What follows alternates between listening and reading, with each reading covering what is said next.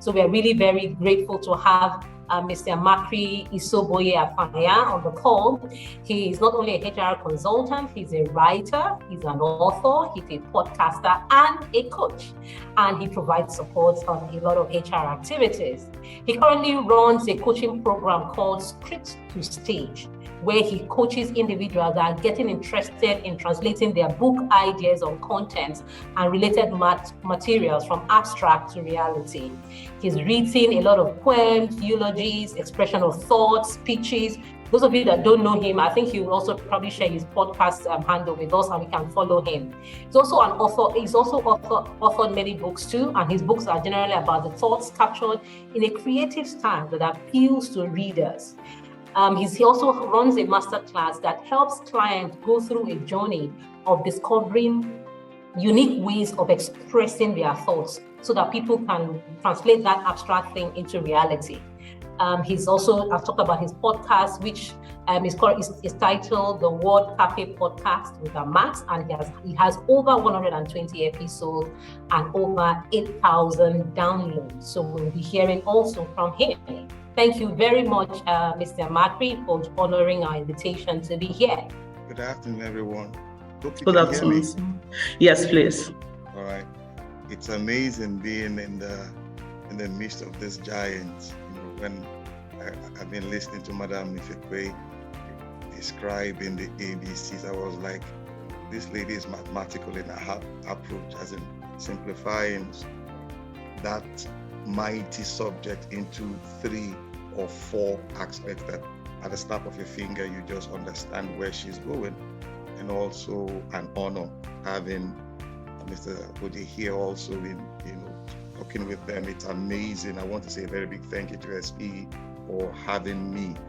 Now, navigating, for you to navigate, first of all, you have to understand your coordinates. Where am I coming from? Where am I going? Mathematically speaking, when you want to move, you take that point. Where am I presently and where do I want to get to? So that is where we should start from when you look at career. You're getting into an industry, you're getting into a space. You want to become an authority. You want to become somebody to be reckoned with. First of all, where are you? That's where you need to start from. Where are you? And riding on what Madam Ifikwe just placed before us, the ABCs, you need to understand that. Your aptitude, behavior, your communication, then are you dependable? So in other words, you need to hone these skills, build these skills on your way. But bear in mind, it is a strategy.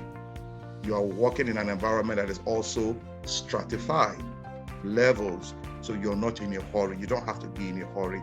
You need to give yourself that time. You need to give yourself that, should I say, believe in yourself and give yourself that time. Okay, by this time next year, I want to get to this place. If you want to get to that place, you have to be intentional. Being intentional, it means you have found a gap. How do I fill this gap in terms of competency and all of that? So you need to put all of this in perspective. Then you begin to find your way, within this space. And I must say this not to jump the gun.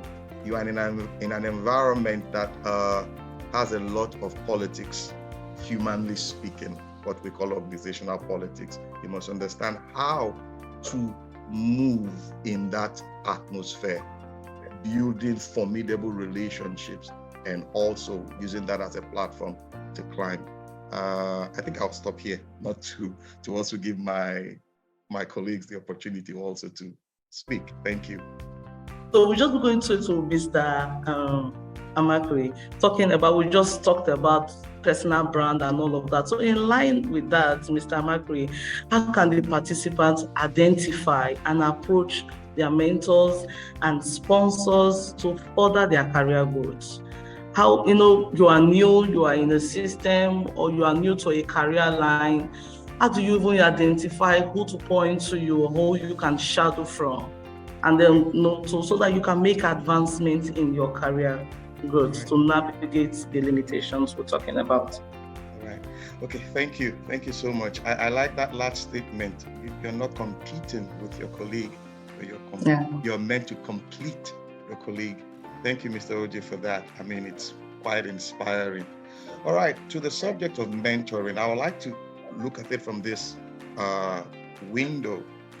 The word mentor was first a noun before it became a verb. I will explain. The story of Odysseus, the Trojan War, when he was embarking on the Trojan War, that's Greece and all of that, going to war, he thought of who to keep his son with and his palace.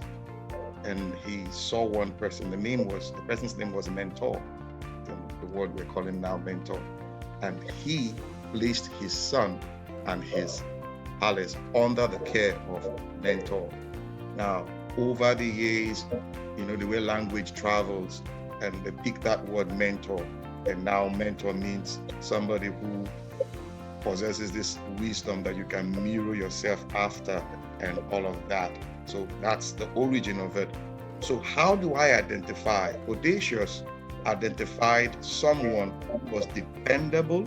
We go back again to what Madam Evie pointed out earlier, who had the ability to communicate, who was disciplined, who also knew what it meant to keep something together, complete it, as it were. And he put his son under that person's care, more or less. I want you to mirror yourself after Mentor. So for you to pick a mentor in your organization, or not even without your organization, not necessarily within your organization, these are the things you look for. Somebody who is dependable, who has great character, who is disciplined, who knows what it means to sacrifice. Because take, for example, I want to be like Madam Evie, for example. I'm a young intern in an organization. I don't necessarily have to go and, should I say, be on her face, dancing all around her. But imagine I pick her resume or I pick her story and I read about her, see how she's come all the way from the banking sector and all of that. And one question I ask myself is, she has been consistent all this while. How did she build consistency all this while? In that mold of consistency, she has also built character. So these are the things I'm looking out for. So I begin to read about Madam Evie.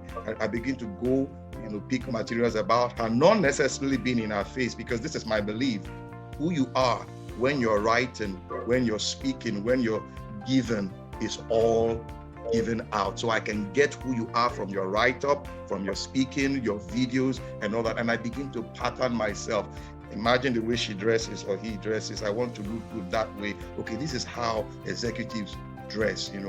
They're always prim and proper. They always appear like what Oga Oji pointed out about your personal brand. They always appear in certain ways. So I'm learning, I'm mirroring myself after them. And okay, this is how they talk. Even when you see them in a gathering, they are addressing a crowd and all of that, you are mirroring. Peradventure, you never can tell as you are following these things about them, the way, as we say, the universe works, you're brought into their cycle of influence, and somehow they're like, this person really looks like me in a way.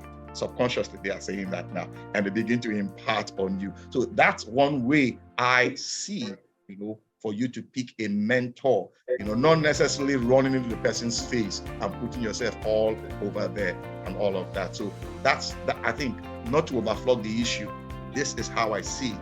If you want to pick a mentor within or without your organization to follow in their footsteps and grow within that frame, you go about it this way. Thank you. Thank you. Thank you for that, Mr. Macri. And that's very apt. Shadowing these persons, you shadow them without being in their faces, read their books, key into programs that they're involved in and all of that. So thank you very much.